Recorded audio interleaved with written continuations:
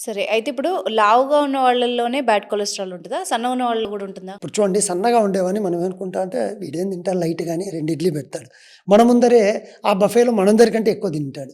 అవును. ప్రతి ఏందోరా మామ గ్యాంగ్‌లో ఉంటారు ఒకళ్ళు ఇలాగా. మామ ఏందోరా దేవుడిచ్చిన వరమో తెలీదు గానీ, అవును. వీడు మాత్రము తింటాడు గానీ లావుగాడు అదృష్టం మేము చూడరా మామ. అవును. తినేది ఇంత, పొట్టేమో ఇంత బెల్లి. అవును.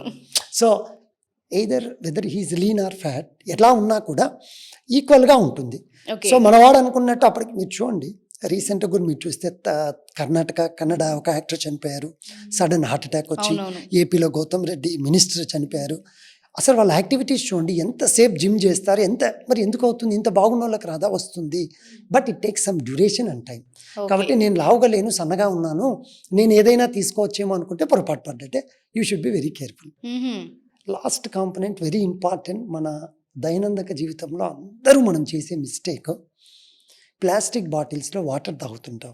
లేదా ఇప్పుడు సమ్మర్‌లో మీరు థమ్స్ అప్ అనండి, కోకో కోలా ఇవన్నీ అన్ని కూల్ డ్రింక్స్ అందులోనే అన్ని గదా! కూల్ డ్రింక్స్ అన్నీ వస్తూ ఉన్నప్పుడు మీరు ఎప్పుడైనా చూడండి ఆ షాప్ వాడు ట్రాన్స్‌పోర్ట్ షాప్‌లోకి వచ్చినప్పుడు ఎండలో పెట్టింటాడు.